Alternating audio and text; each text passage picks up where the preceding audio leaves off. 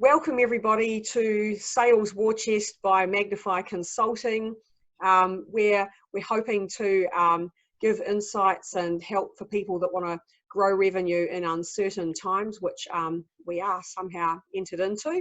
I still feel a lot of optimism and a lot of hope because I think there's a lot of great people out there that can help us all, and the aim of Sales War Chest is to bring some of those great people together today. So first of all, as you can see, we've got Chris Sheehan, IP lawyer from Zone Law. Thank you so much, Chris. And we've got Jane Combin.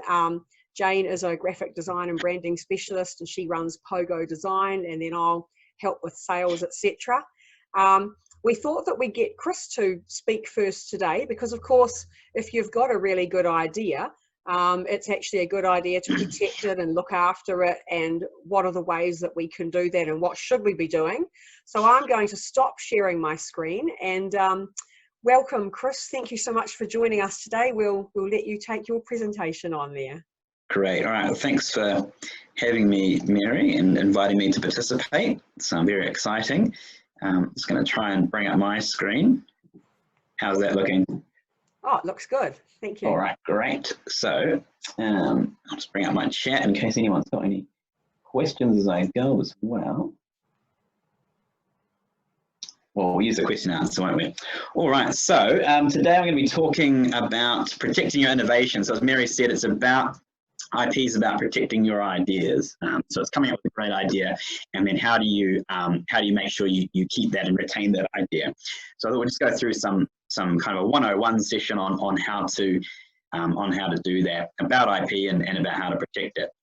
So just a bit of an overview on IP to start off with, because a lot of people get confused about the ins and outs. So there's 4 basic types of IP. There are others, but we'll focus on these 4 for now because they're the 4 most common. So I want you all to think about a washing machine. Think about a Fisher & Paykel washing machine. Now the patent covers the way it works. Patents are about inventions. So it's all about, how does that work? How does it all fit together? A trademark is about branding and logo. So think about Fisher & Paykel, that's the brand, that's the trademark. Trademarks cover things like logos and slogans as well. And we'll cover that a bit more in detail. Designs are the way something looks. They're not as commonly used in New Zealand. They are more popular overseas. So it's all about the way the washing machine looks. And finally, copyright. So if you think about the copyright is for longer form work. So it's about written work. So if you think about things like the instruction manual or the website, that will attract copyright. And these are all protected in different ways. Copyright you get automatically. So when you create something, you have a copyright on that immediately. A trademark, you have some protection in just by using it, and we'll cover that more later, but you can gain additional protection by registering it, and patents and designs need to be registered.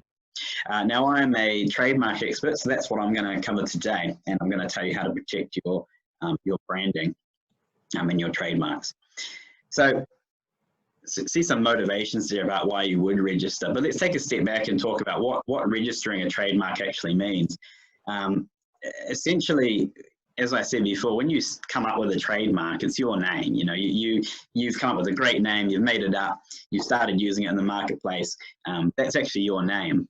What a registration does is you can apply to the government. It's called the Intellectual Property Office of New Zealand. And they will examine your trademark to see if it meets the criteria. And if it does, they will give you a registration for that trademark. Now that gives you extra rights over and above just simply using a trademark. It's much stronger rights than a domain name, say, or a business name, which actually give you very little rights at all. So why would you take that extra step and register a trademark? Well, one good reason is that it locks in the ownership of that trademark. It becomes your right. The government said, hey, this is yours. You've got a monopoly in this in New Zealand. Credibility, registering a trademark shows you care about your brand. You've actually taken that step to protect it. Means you can use the R symbol, which I'll come to later on, which shows to people that, hey, this is mine. I've taken steps here, and I'm serious about protecting it. Infringement's a big one. If you have a trademark registration, you can sue someone for infringement for copying you. So you see these stories in the news pop up about, you know, people starting businesses and then getting cease and desist letters. Well, you could be the one sending the cease and desist letter if you had a trademark registration. The trademark acts a bit like insurance. You know, you get it and it lasts for 10 years. Now, in that 10 years, you might never need to call on it, and hopefully you won't. You know, hopefully someone won't copy you. But if someone does copy you, or even if they come a bit too close to what you're doing, then you can take action. A trademark's an asset for your business. It's a goodwill and IP, and the brand is often a huge part of the value of the business. So locking that in as a formal asset that can be sold is really important. So we've seen situations where people set up to sell their business, and the purchaser does their due diligence and realize they haven't actually registered any of their IP. So what are they actually buying if they're not buying the branding? And finally, it's licensing and franchising. IP is really important for that, because you've got to be able to show to people licensing your brand or franchising your brand that, hey, you're going to protect them. You're going to step in there if someone else copies it. So, you know, why would they license it from you if you can't actually stop anyone using it? So thinking about protecting a priority, it's actually really important to protect the words themselves. When you come for registering a trademark, the word gives you protection in any color, any shape, any style, any font. So no matter how you use it, the word trademark gives you protection for that. So that's contrasted to the logo down the bottom, where you only get protection for the particular logo. Now that can be a problem for you if you change your logo. If you update your branding, you might have to start the whole process again. Whereas if you've got the word protected, if you change the stuff around it, then that's fine. You've still got the words themselves.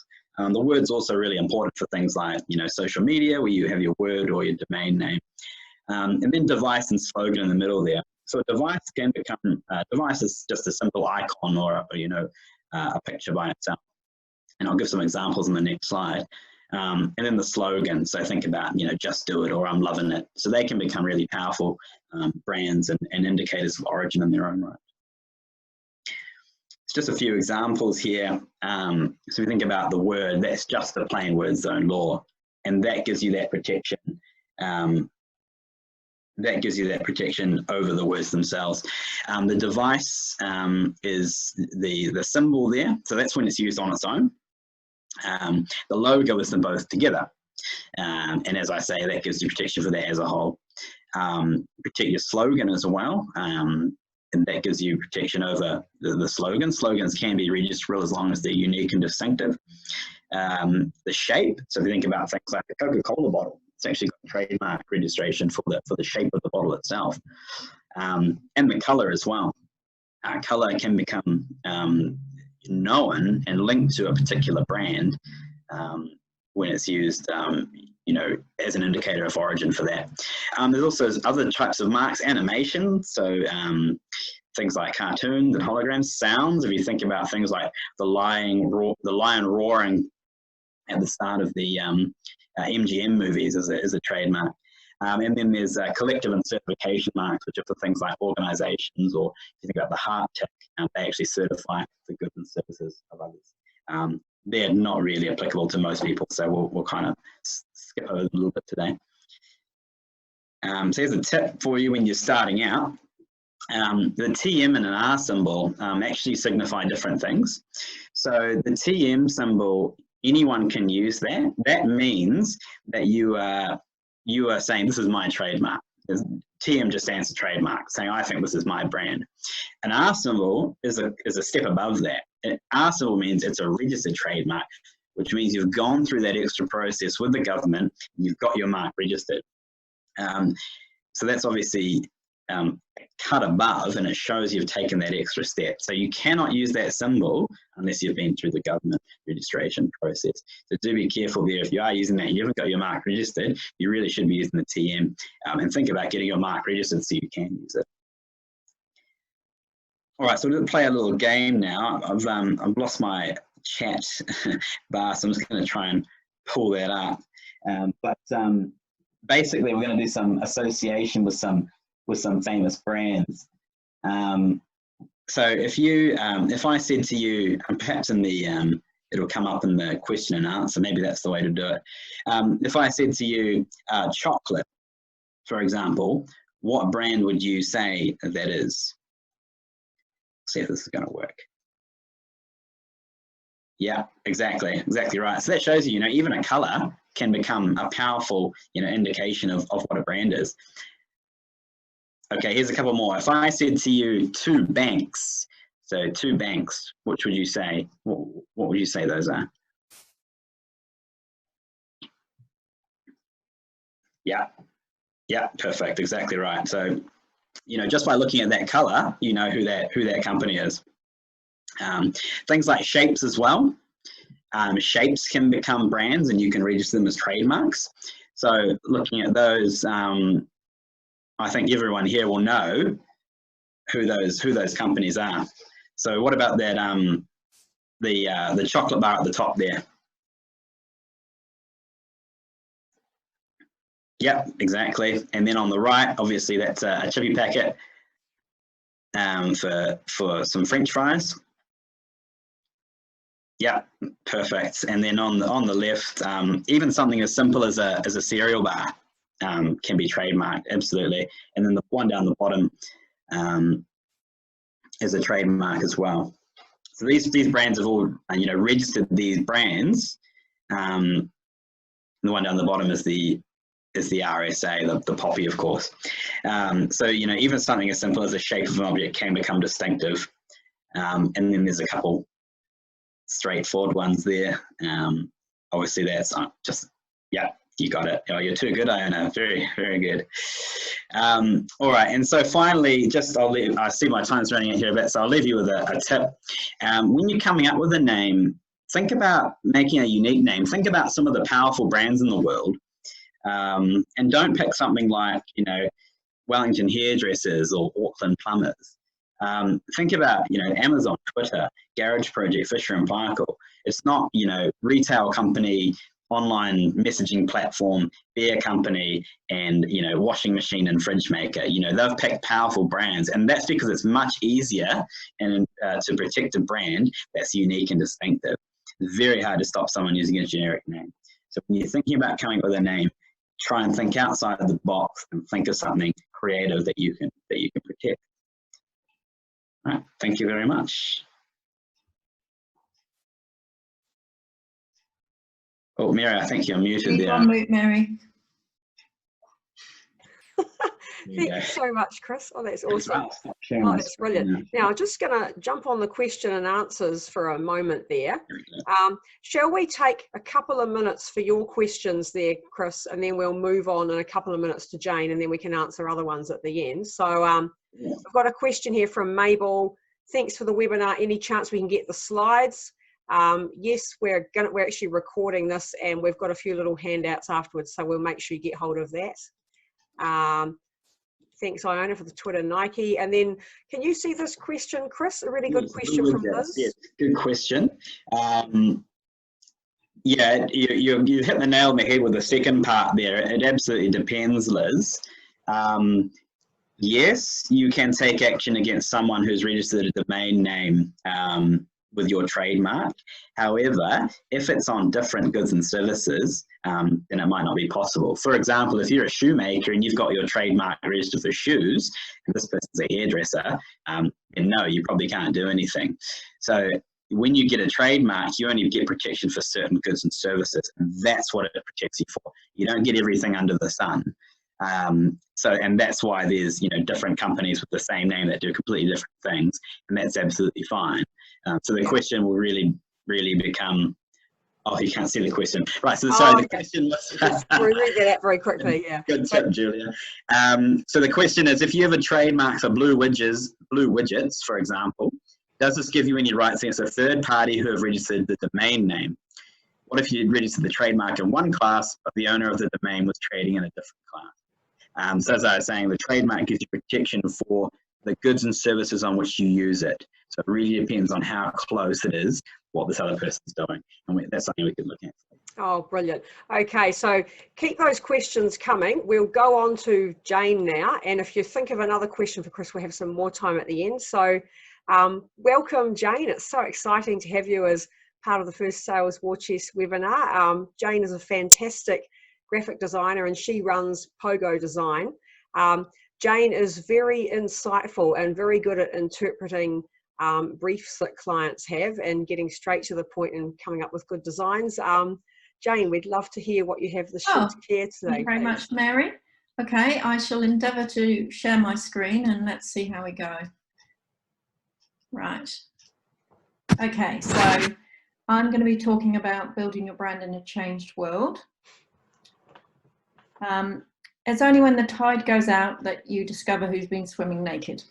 Today's challenges are making us all take a look at our businesses. It's shining a spotlight on our weaknesses and maybe giving us the motivation to take action on changes that we've had on our to-do list for a while. And I know, Mary, you've been thinking about webinars for a little while. So here we are today. Okay, so how do we build on the brand we've got? My understanding that most of our audience today have established businesses with existing logos and have been through some form of branding process. So we're all on the same page. We're going to have a quick look at what I mean when I talk about brand and why having one is important. Then I'll cover a brief exercise to see how we're showing up in the current marketplace.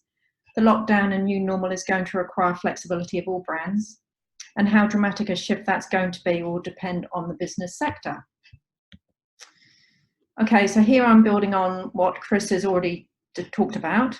So just reiterating what he's talked about really is that the logo is the clear, recognizable symbol that represents a company in its simplest form. We've got the visual look and feel, so that's the identity of a business, and that might include the name, as we've discussed, the logo, the color, the typefaces, the shapes, the images, the slogans. It's a complete package of elements that the customer will come into contact with. So that's everything from your business card to your packaging to the jingles. And then the brand, that's the overall impression of a business. So it's both physical and emotional. It's the thoughts and feelings and gut reaction of someone experiencing a business. So people are human and want to interact, and there is a tyranny of choice out there. So good branding helps customers recognize how you are different and what you offer, that what you offer is something that people want and need. And we all know that we all do business with people that we know and trust, or our friends recommend. So if you have a strong brand, it's much easier to meet change because you have the tools ready to use. So if you've done any sort of branding, you have probably thought about the basics of what you do and your background and your story. And you've probably, what we're talking about here also covers other areas of business like sales strategy or marketing. It helps to know your ideal client so you can communicate effectively to them. Knowing your unique selling point and key messages help target what you say. Your personality and values helps with the tone and resonating with your customers. And all of these things seem straightforward in theory, but articulating them can be quite tricky. Okay, so if you've done some sort of branding, you've got a logo, you may have a brand guide. A branding exercise often results in a brand guide, which is a type of user manual to help maintain consistency. They usually give advice on how to use the logo, specific details of colours and images so a brand's look and feel stay the same in different places and channels. All of which is really handy when you find yourself having to do something new, like, oh, I don't know, putting together a presentation for a webinar. So what now? Okay, so you can work out how you need to change. It's handy to get an idea of how your business actually looks to your customers. A communication audit takes a snapshot of your visual communications today. It's a way to help see your business through your customers' eyes, and that's objectively. This will be especially valuable for businesses like retail that normally are physically out in the real world. In lockdown, customers will only be interacting with you online. Does your online presence reflect your brand guidelines? Normally we look at products on shelves, the delivery van, the uniforms, flags, shopping bags, adverts, business cards, brochures and the like, all of which do have value, but for now you need to focus on your digital presence. So you might want to Google your business name and screen grab the ranking. Do a Google image search for your business, that's really handy. So all your logos and anything that Google associates with your business, the images of you and your business pop up. You might want to also do a Google image search of your name and perhaps any products that you might have. Screen grab your website homepage, and that's good to do on your desktop but also on your mobile, so you know how people are actually seeing you. And then check out your presence on social media. So does your LinkedIn match your Twitter, your Facebook, your Instagram, your Pinterest? Another good place to look are the directories that you're in. So that might be perhaps your Chamber of Commerce or BNI or industry organisations. And then with that visual information, you can check if you're consistent on how you look and how you want to look.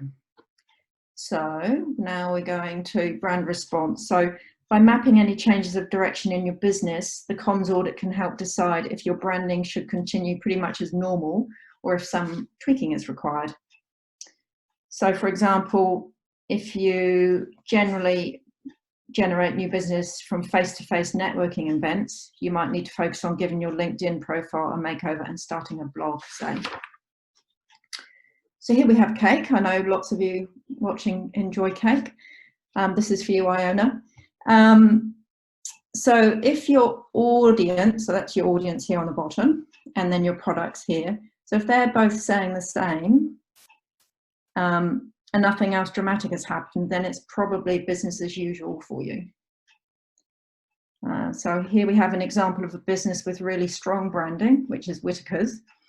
So their brand projects a commitment to quality and the community and has a strong Kiwi flavour, pardon the pun. So if my household is anything to go by, chocolate consumption has probably gone through the roof in lockdown. And Whittaker's have rolled out their lockdown legends. So this is in the middle here. And it's an initiative gifting chocolate to frontline workers, which seems to fit perfectly with their values and their brands. So if your audience, so that's here, and your products, maybe they've changed a little bit. So you may need to do a bit of tweaking. Okay, so I'd like to take an example from my own experience here. I became a new customer to two businesses recently, and their products both arrived last week. Neither of them I'd normally buy from, so I'd be a new audience on the Battenberg cake diagram. I thought it nicely illustrates the different brand values in action. So here we've got a fancy bespoke cardboard box here, and then a slightly manky recycled box here. So I've had a mixed experience with both of them, but my expectations were far higher for the more premium product. So here we have the cheese box, so that was the brown box. So that was supplying so that's an artisan brand.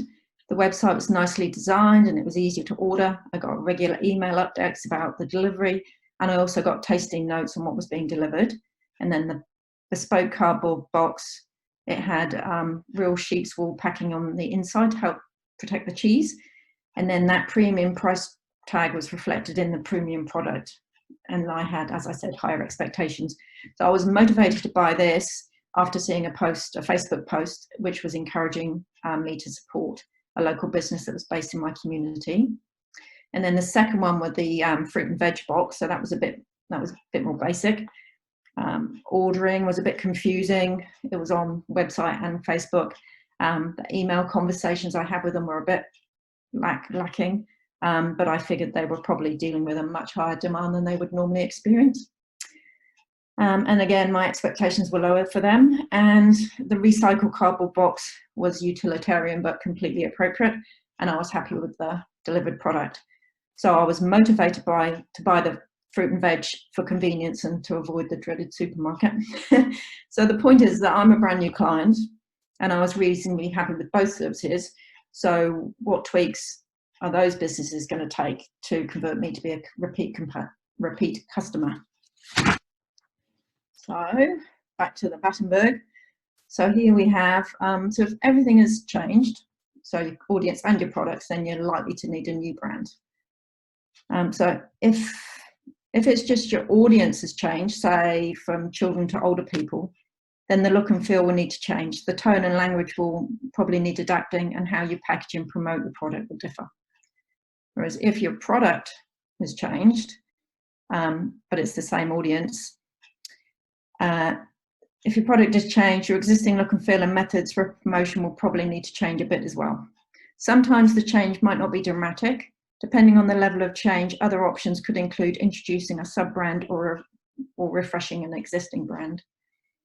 And here we have my food bag. So that's a good illustration of introducing new brands and sub-brands for new products. So all of these products are delivered. All of them use the face of Nadia Lim, and they all use the same website template. My food bag is the original parent brand, which is a meal kit made up of easy recipes and fresh New Zealand ingredients delivered to your door. And then the bargain box here on the right, that's the more affordable meal kit option for families, and the packaging and design and the voice of that are reflected in the design there. And then my food bag here on the left, so that's made by My Food Bag, and they're ready-made meals, which are a convenience product for busy people. This is a new product which you could argue has a new audience as well. So it's a scary time, but where there's change, there's opportunity. So here I've got some tips that are relevant to whatever your business is and what changes may be required. So whether it's by Zoom or email or over the phone, it's always good to communicate what's going on with empathy. And I know, Mary, you're going to be talking about empathy with your client shortly. What works for other businesses may not work for you. And if it isn't a good fit with your values and approach, then you shouldn't do it. We can be sure there'll be new opportunities for everyone. Okay, so possible trends. In conclusion, a strong brand gives us a good foundation on which to pivot and change. Which direction we take depends on the business sector and how dramatically our branding needs to shift. We don't know what the new normal will end up being yet, but some of the trends that I hear being talked about do include. So we've got a shift to a domestic focus. So when we can't go on overseas holidays or get the same imports, we're going to be thinking more about home. A move to support more local businesses to help our local communities. Getting back to basics. Keeping the delivery options that took off in lockdown, and adding Zoom and online options to how we do business. And we've all had a chance to see how we're all interconnected and the strengths in collaboration, which is just exactly what we're doing today, Mary. Okay, so thanks very much for your time, and feel free to get in touch with me directly if you have any questions. But we could talk about questions now, I guess. So I'll stop sharing.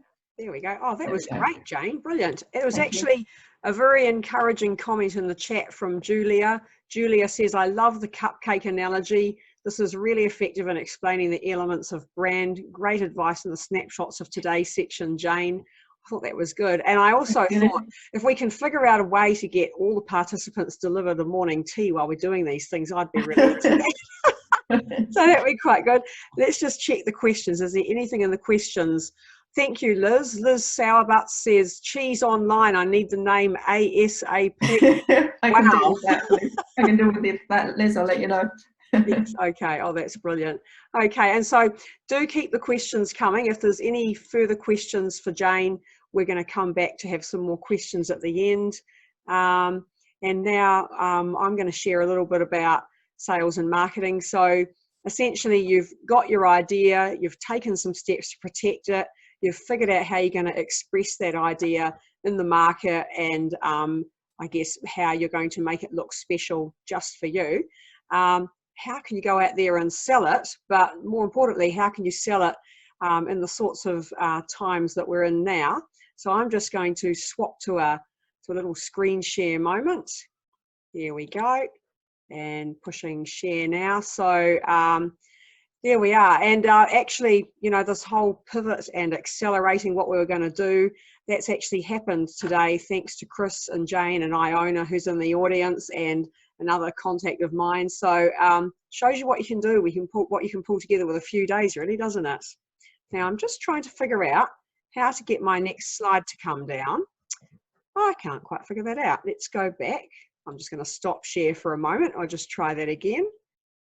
Okay. Okay, we'll try this from the beginning. Resume slideshow.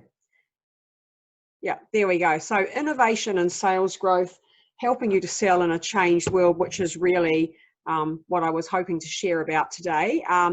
There is a blue ocean out there. You might have to row to it, but there is a blue ocean out there. So I wrote a post a little while ago about business or sales being like Monopoly, that you have to pass no in order to get a sale. And this month, I think business might be a bit like snakes and ladders. So just got my cursor. You can see there's a whole lot of people that were up on the top levels, and suddenly, just like this little fella here, a whole lot of them fell down the snake and ended up several levels down. And it happened, felt like it happened overnight, and it happened to all of us.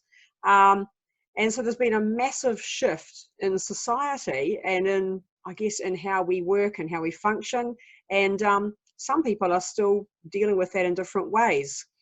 I heard a really interesting write-up from a guy called James Kemp, and I was thinking about this myself. He expressed it really well. But if you think about Maslow's hierarchy of needs, which some of us might have studied at school or perhaps in university or even just reading, Maslow's hierarchy of needs talks about levels of needs that we all have. And a lot of us that are dealing with the fallout from COVID-19 were probably up around these top levels.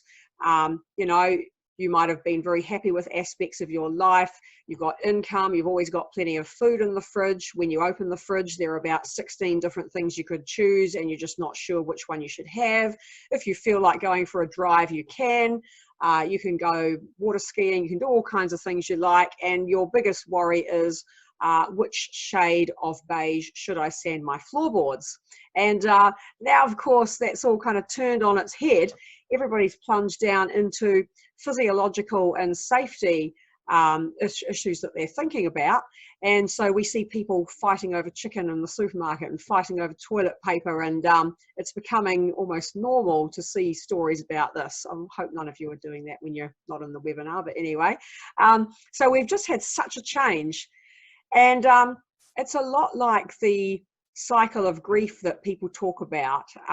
When a big loss happens, people go through a bit of a change, quite a roller coaster actually, of emotions, and they move eventually from denial through anger, through bargaining, through depression, and then they move to acceptance. And people take different lengths of time. So if you can imagine, everybody fell down a snake to a lower level of the ladder that they were anticipating from, 2 weeks or 3 weeks ago. And some people are still stuck in a denial or an angry place or a place of desperation. I was on a Facebook page the other day for some other friends I know, and they were all feeling really sad, and I wasn't sure what to say, so I didn't say anything. But it was a great reminder that we're all in different places with getting to grips with the new reality. So snakes and ladders, the plunge down Maslow's hierarchy, the Kubler-Ross cycle of grief. People are talking about recession and crisis and tough times. We're just selling now in a changed world. And it really is time to pivot your pitch. I'm sure if you're here today, you've been doing a lot of that or thinking about it. Sales really has transformed. We talked for a long time about getting more of our business online. Well, gosh, now we're doing it.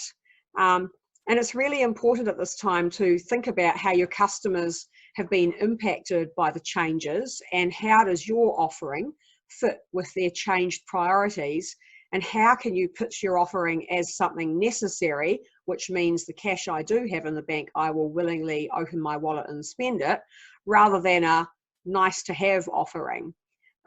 This is particularly challenging if you sell luxury or high-end goods, where, do people still need luxuries? Well, actually, a lot of stories abound on the internet about what they call the lipstick thermometer for the economy, which is apparently that when the economy goes down, women's lipstick sales go up. Of course, you've got to be able to get to the chemist to get your lipstick, but we will get back to the chemist, I'm sure.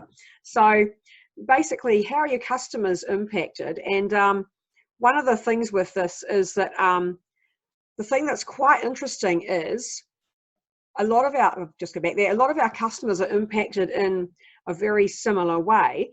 They're all at home, they're all in front of their screens to a certain level, they're all dealing with a certain level of distraction, whether it's can't get out of the fridge, can't get my 2-year-old away, and even a lot of people are dealing with a lot of financial stress. So one of the things that we do at Magnify is work through a customer personas worksheet when someone starts working with us, and over time this has got more and more detailed, and now of course there's questions gone in about COVID-19 and how that might be impacting your customers. And so it's really important to think about what's actually changed for your customers, and then of course to rank them, because you don't want to be blowing relationships, but you also have got precious time, and if you're financially stressed yourself, you want to spend any sales and marketing energy with people that are most likely to buy. So I recommend ranking your customers from 1 to 5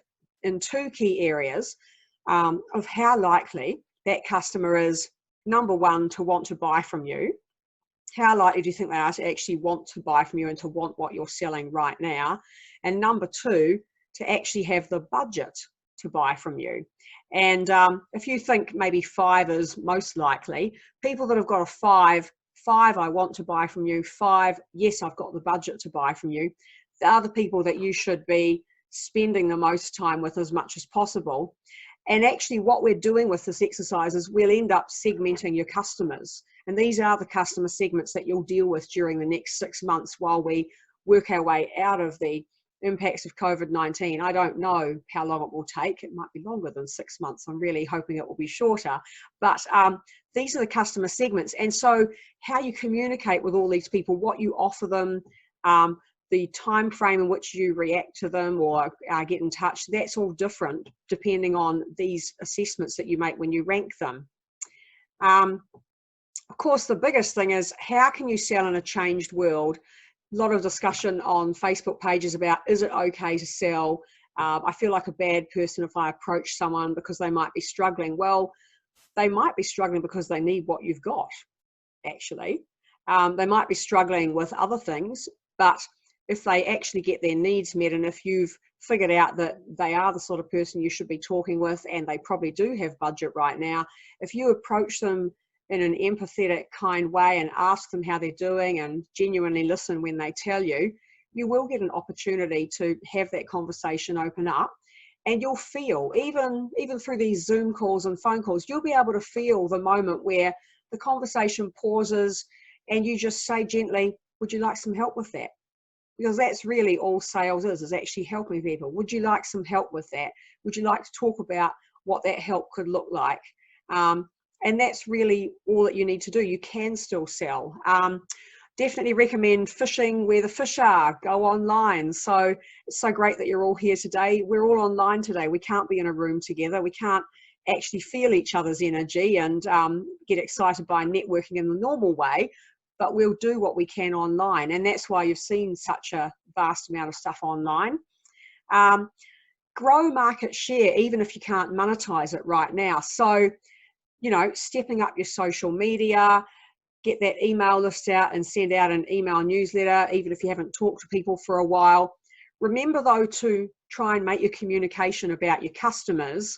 So you probably had some of those emails where people talk about how many extra times they're washing their hands and how there's now a special process for discarding your used gloves. That's awesome. But what are you doing to help me as a customer? Have you created an extra delivery cycle? Are you now checking your website at midnight before you go to bed so that you check that no one else needed extra cheese in the morning? What are you doing to make your customers' life better? And tell them about that. And actually, Jane did this really well the other day, Jane. I hope you don't mind me sharing. Jane created some logos about COVID-19 and said, would anybody like to use these? And then some of the people that used them, Jane said, another post, it was really great to see how people utilize this logo that I created. And if you'd still like this, let me know. And I understand from Jane that she might have entered into a conversation with someone just following that little exchange on social media. So be brave, because people are interested in coming forward. And it is a time to build relationship and position yourself amongst your competitors' clients. And fantastically, you can do that because of the power of the internet. So, you know, you don't need to worry about someone seeing you in town with their client. You could be having a conversation through LinkedIn messaging and no one will actually know. And if they're not doing that, you will get ahead. And network effectively online. I'm always growing in this area because I think it's such an evolving area. I've become better over the years. I guess what's helped me is thinking, how would I react at an in-person event? So at an in-person event, if I just met Chris for the first time, I wouldn't say, oh, hi, Chris, I'm from Magnify and I can help you to grow your sales. And I've been checking your website and I reckon we should meet next Thursday at 10 o'clock and get a plan in place for May. I think that would frighten lots of prospective customers off. Chris is laughing, probably would frighten him off.